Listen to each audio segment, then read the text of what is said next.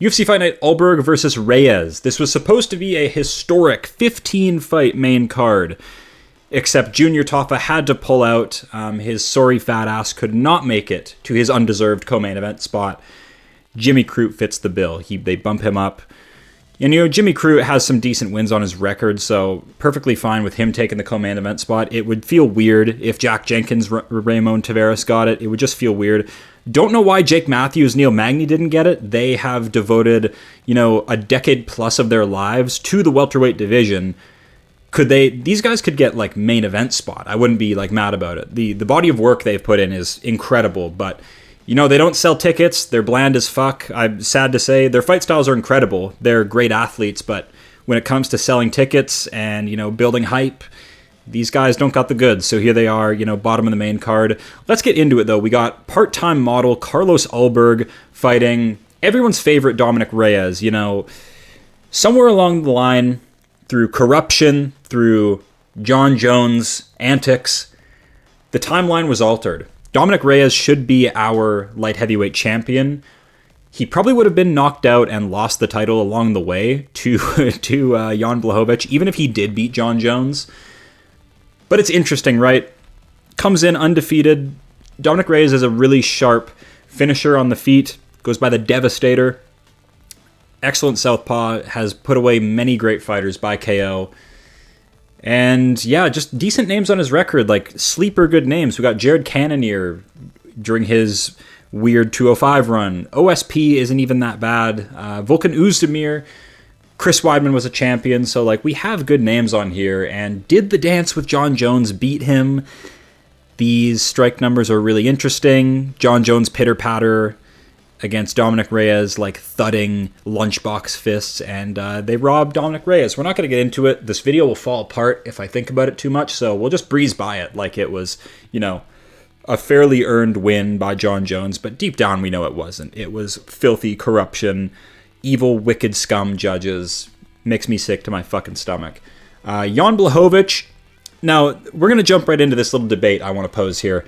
Dominick Reyes hopped in the pocket and fucked around and found out with a prime Jan Blachowicz, okay? And so he was finished by KO. Jan Blachowicz ripped him apart with body kicks. Reyes has this weird Crash Bandicoot build where he's 75% torso.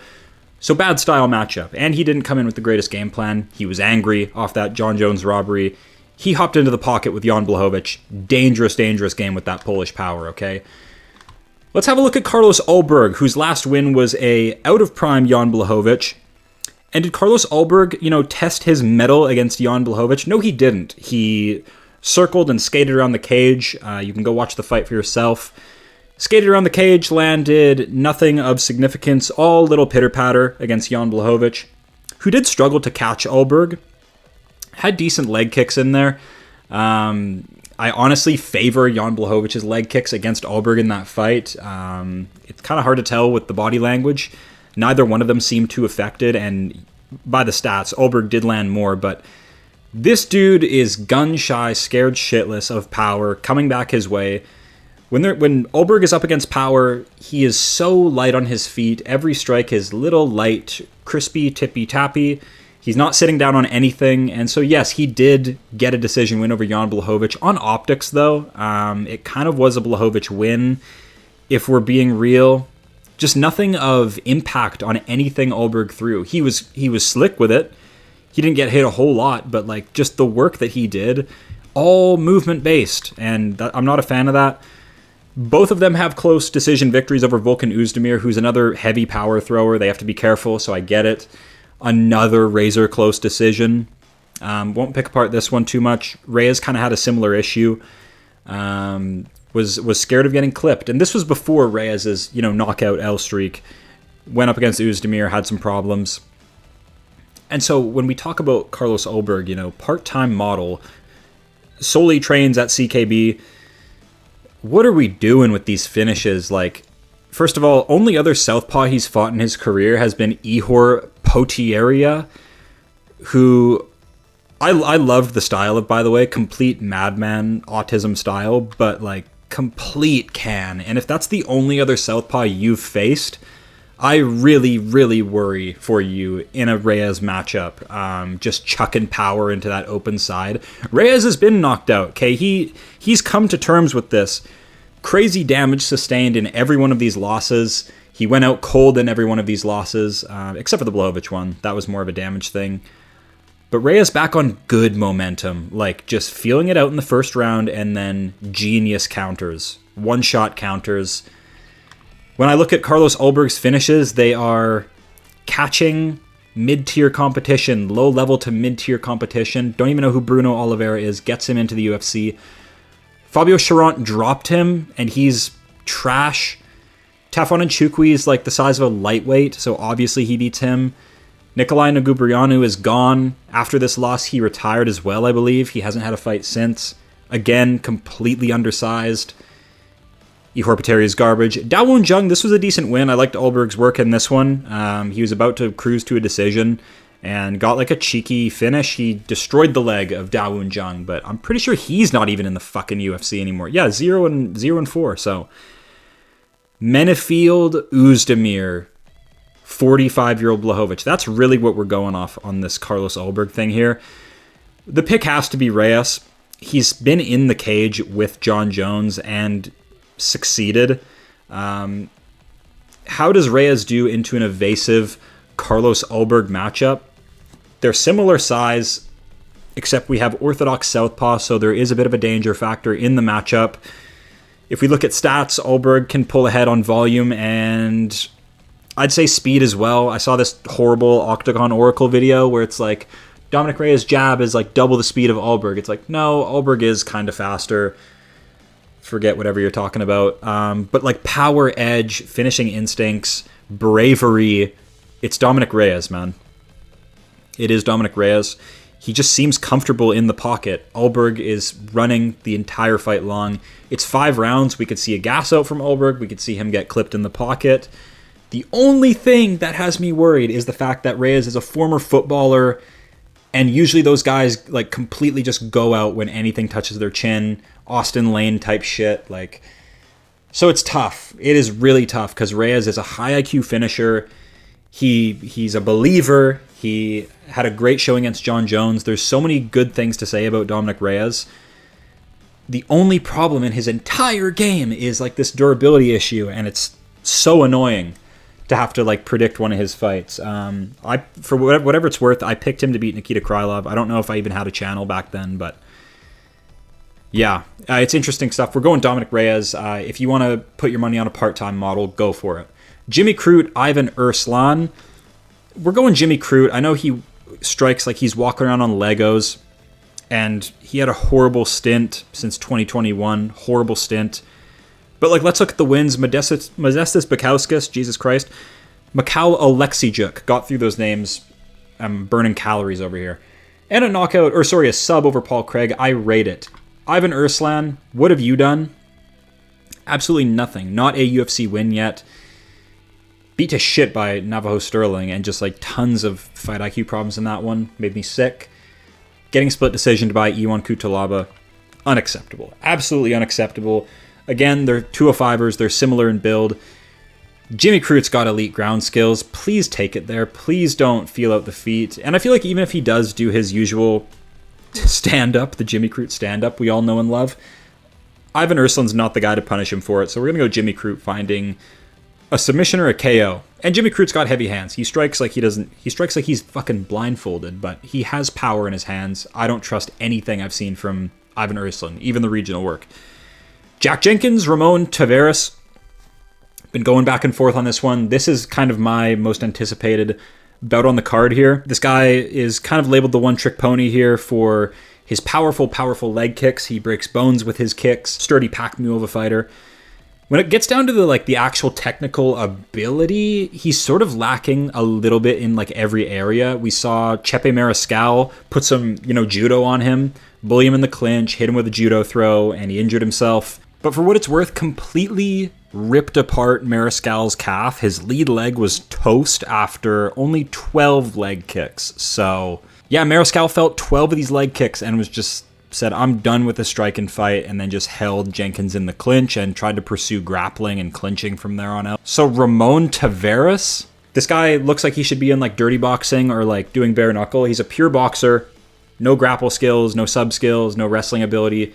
He's fun. I love watching him fight. It's just, he even comes from a gym called Bulldog Boxing, okay? Like, he's hardwired to box in the cage. He is unbelievably heavy on his lead leg. The Surrey City win, I watched live. I was there in the stands for this Strickland thing in Toronto. Super fun performance. Ramon Taveras looked super slick. He barely won. He did win. I do believe he won. He landed a ton of damage on Surrey City, who threw 226 strikes at him. Hardly any of them landed. Ramon Taveras is slick. He is powerful. Last time out, I really thought he would make proper adjustments, but got Davy Grant, which was way too big of a step up. Davy Grant throws 290 at him. So Ramon Taveras is losing to volume strikers, which Jack Jenkins isn't really a volume striker at all. He's a power striker, so maybe Ramon Taveras can outslick this guy. But I just think the kicks are going to be too much of a problem. It's Ramon Taveras' first featherweight fight. I think he's going to feel some power, some real heat on those kicks to the body, wrecking his arms. He doesn't seem to me like a guy who's going to catch a kick and grapple Jack Jenkins. I think he's literally just going to tuck into a shell, take them on the forearms. And yeah, Jack Jenkins' leg kick TKO is on the table. Ramon Taveras is a pure boxer. He's so heavy on that lead leg. It never comes off the ground. He just pivots on it. So we're going to go Jack Jenkins. Super fun fight, though. Really excited to see how it turns out. Jake Matthews, Neil Magny. Big veteran fight. This one's good. This one's good for me. Been watching the UFC for a really long time, seeing over a dozen Neil Magny fights. And he's good. He's got a good system. His top game's good. He did beat Mike Mallet in front of my very eyes. But I've always had a bone to pick with Neil Magny. Tried to get a photo with him in a fighter hotel one time. Got a photo with Bilal Muhammad, actually, before he became champ. I always hold that over everybody. Tried to get a picture with Neil Magny. He snubbed me. Either he was super locked in, or he's just not the photo-taking type. But yeah, I made eye contact with this motherfucker, and he just walks right by me like I'm not a hardcore fan. So Neil Magny snubbed me one time in person. Not a good look. Jake Matthews would never, okay? Jake Matthews, heart of gold, the Celtic kid.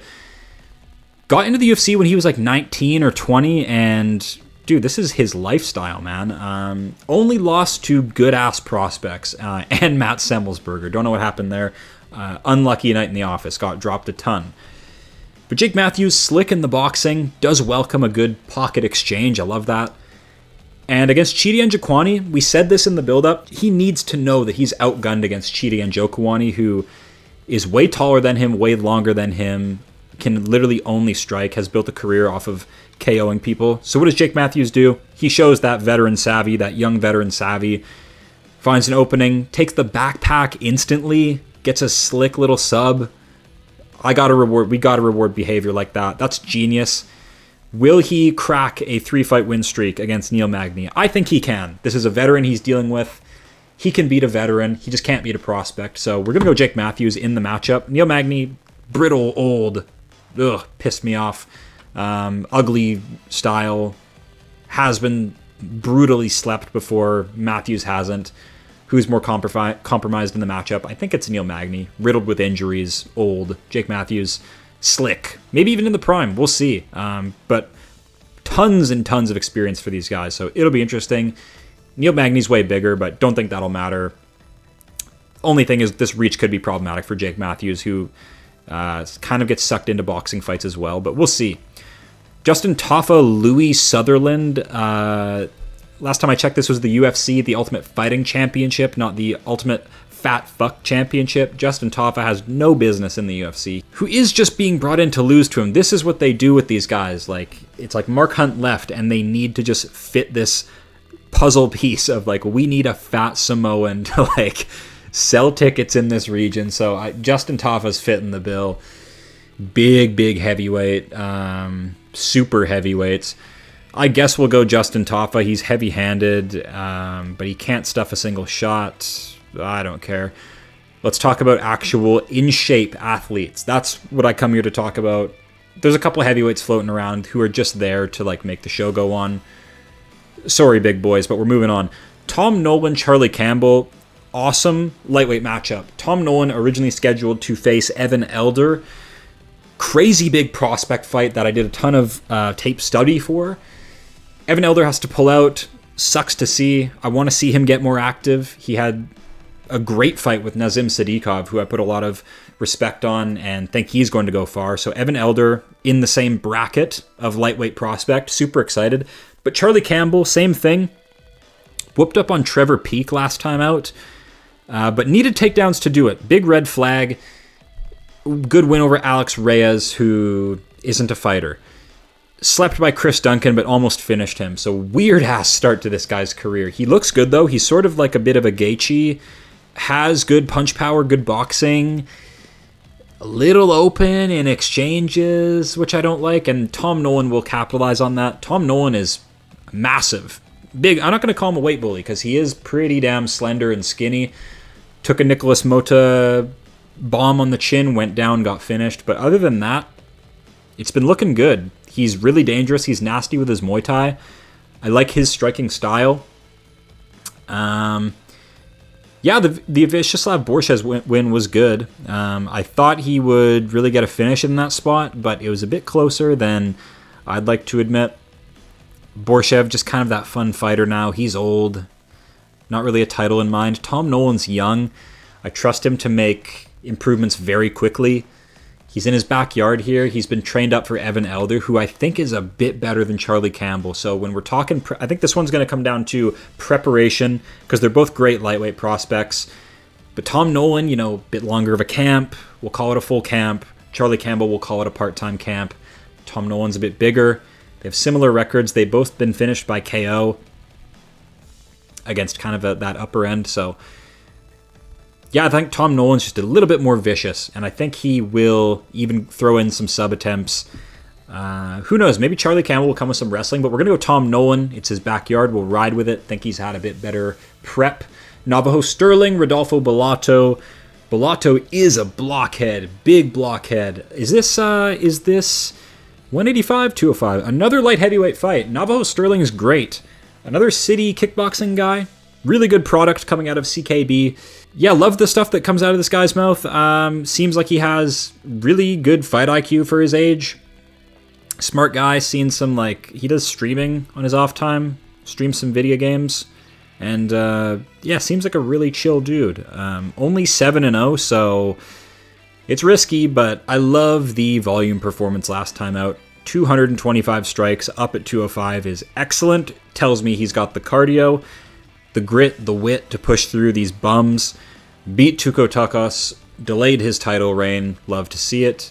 Let's get a finish, though. Let's get a UFC finish over Bellato, who is slow, ploddy, nearly got finished by Ihor Potieria, and pulled some theatrics last time with Paul Craig. That was so goofy and toxic. What are you doing? You've been fouled. Take your time and recover and win your fight. Get 2 checks. Why are you, pulling an Aljo on the prelims, my guy? We're going to go Navajo Stirling. I like his speed and the volume he does. His volume is really impressive at 205, and Bellato's a bit of a blockhead, so we'll ride with Stirling. Cameron Rowston, Andre Petroski. I don't know Rowston at all. I know he got R-worded by, what's his name? Torres Finney, yeah. And Andre Petroski might not be the bull that Torres Finney is, but I think he has grappling IQ that will sort of steer this fight in a similar direction. Yeah, Rowston's built tall. We'll see if he can defend the takedowns. Usually if you're taller, it's a bit easier to defend shots against the cage. You got a bit more balance and frame to work with. So Andre Petroski might need to just secure the back and make it ugly and do trips and this kind of stuff to get dominant position. Rowston has a decent chance on the feet here. Anyone does against Petroski. We've seen him knocked out by air, so we'll go Petroski. Bit more of has his feet set in the UFC. I actually know the camp he comes from. Rowston, the only tape I've seen is a mid-contender series win and him getting R-worded by Torres Finney. OBAN, ELLIOTT, Jonathan MICALLEF. MICALLEF be looking weird. MICALLEF be looking like a Na'vi from Avatar. Really quite a weird facial structure. OBAN ELLIOTT, same thing. Has like that tiny face. Interesting fight here, though. Jonathan MICALLEF is good. What was his win that impressed me? Kevin Jusay. That was a decent one. Jusay is from a decent camp. Jusay is also from CKB. So yeah, OBAN ELLIOTT has a good KO over Basil Hafez. Avoided grappling exchanges. OBAN ELLIOTT's a great anti-grappler, so it'll be interesting to see if he pushes grappling on MICALLEF here, or he decides to strike. I'm not the biggest fan of OBAN ELLIOTT as the fight goes on, and in the first round. Val Woodburn, gave him problems. And OBAN ELLIOTT made it close with Preston Parsons, who's flat-footed, slow, who's cut from the UFC, couldn't hang. Is Basil Hafez even with the UFC anymore? I don't know. I don't know what the deal is with this guy. Probably not. 9-4. It's hard to trust OBAN ELLIOTT here. Is he a guy that's going to just slip back into the regional scene? I don't know how this one's going to go, honestly. It's hard to see OBAN ELLIOTT KOing anyone other than Basil Hafez, who got lit up by JDM. MICALLEF with the reach, MICALLEF with the frame. The captain versus the Welsh gangster. Yeah, this one, not a whole lot of research done into. Fill me in, guys. Up next, COLBY THICKNESSE was completely shit on by ELLIOTT Tapiria's brother in the debut. Who would have thought, guys? So yeah, COLBY THICKNESSE was a little bit overhyped odds-wise in that matchup, because I don't know if he's CKB, but I think he had like Volk in his corner or something. But I don't think we really were allowed to see his full skill set, because he's, under assault from ELLIOTT Tapiria's brother, who is pretty damn good. Just being in close proximity to ELLIOTT Tapiria is already leaps and bounds above like the bantamweights of the unranked caliber, which COLBY THICKNESSE is. So I think in this next fight here with Josias MUSASA, we'll actually get to see his skill set unfold. This guy got tapped out round 1 by Carlos Vera, who is born in 1987. Big red flag. If that can happen against a little 40-year-old hobbit, COLBY THICKNESSE can pull something off as well. I trusted him to bank a decision win here at home in Perth, Australia. He'll get it done.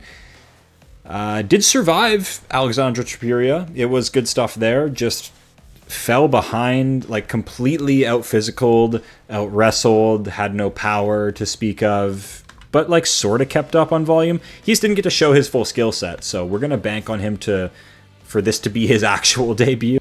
Michelle Montague, Luana Carolina. Michelle Montague is the new sort of hottie in the UFC. Luana Carolina has a lot of experience. Decent mid-level wins, actually. She is kind of a low-key a violence queen. Brutal knee bar submission and then brutal spinning elbow. So she's been finished pretty brutally. Sneaky little win over Lupi Godinez, but we won't overrate that. I'm going to go with the debutante. I think 11-4 is as good as Luana Carolina's going to get. And I don't think she is really good enough to, crest over a 3-fight win streak. I think it stops here against, a pretty wild, fresh prospect on the come up through the regional scene, Michelle Montague.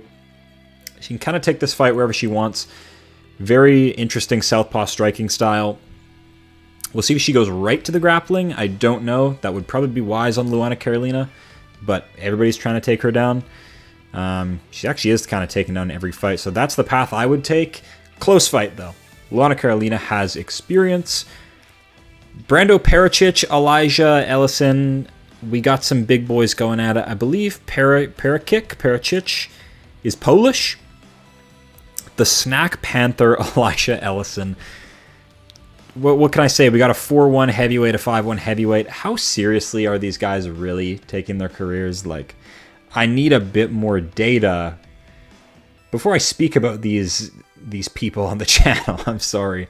We'll go with Brando PERICIC. I trust the regional scene a bit more than Ellison, who is just a whale. I'm sorry. Bit of a whale. I'm going to trust in the EU regional scene a bit more on the side of PERICIC. I believe he's Polish. Could be completely talking out of my ass here, but don't care. Big bottom feeder heavyweights. Loma Lukbunmi, Alexia Thainara. One of the fights I actually care about on the card is the opening prelim. Ladies strawweight. What do we have here? Loma Lukbunmi, super, super underrated. Excellent Muay Thai fighter. Bloodbath with Denise Gomez. Go look it up. She slaughtered Elise Reed and pulled off her first sub of her career. She's kind of a pure Muay Thai striker gal. Destroyed Elise Reed round 1, and then round 2 comes out, gets the first sub of her career, I believe, so good look there. Clean, crispy, unanimous decision over Bruna Brazil. I love that. And then they gave her a step down in Estela Nunes, which I don't really understand. She got her takedowns. It was pretty simple. Would have liked this fight for her against Thainara if Brazil was actually her last opponent, because they gave her a step down, which I don't think was needed. Alexia Thainara, pretty explosive debut into the UFC, taking out Molly McCann. Really tit for tat on the feet, and then I think just caught an attack of McCann, dumped her to the ground, easy peasy. Molly McCann, 0 ground game. But Alexia Thainara might actually become something, guys. She's got a bit of that female aura. The celebration after the Molly McCann finish was pretty gangster. That was pretty baddie. She leaped into the air and belly flopped the cage and, like, you know, made it clap a little bit. You know, showed what she's got, showed that thunder.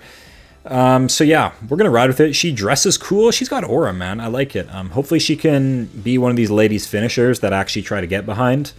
So we'll see. Yeah, the Sally was cool. She's got a cool look. She's got crazy hair. She's got, you know, great personality.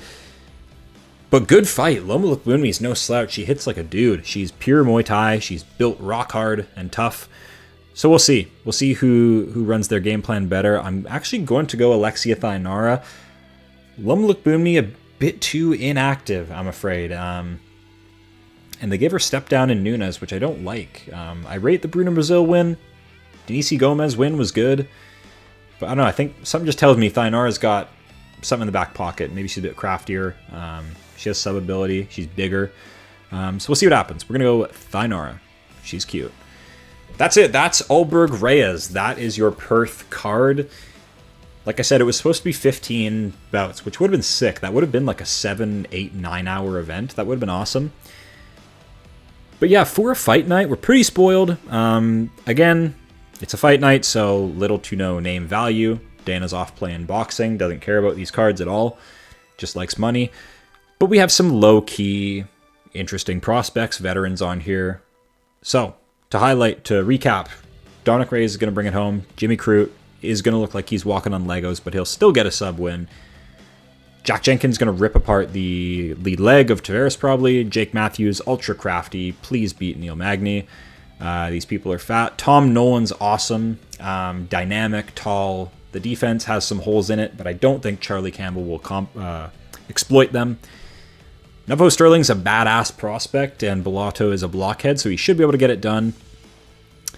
PETROSKI's alright. I'm not a big OBAN ELLIOTT believer, but this one could go either way. How are these people still in the UFC? COLBY THICKNESSE should shine. His debut was pretty brutal. We didn't really get to see his true skill set, I believe, because he was up against the ELLIOTT Tapiria's brother. Had his whole game shut down. Michelle Montague is a new baddie coming in. These people are fat as well, but we're going to go PERICIC. I think that's the Polish guy from the regionals I was watching, but I honestly don't know. Loma Lukbunmi, Alexia Thainara is an underrated ladies strawweight fight. We're going to go Thainara. She's the new gal on the block. But Loma Lukbunmi is underrated. So it should be a good event. Awesome. We're going to do polls soon for the next Any Good video. Drop your comments down below. Drop your take on this event below. Winners, losers. If you're a betting man, drop it down below. We'll get into it. And that's it for me, guys. Thank you all for watching. And that's it for me.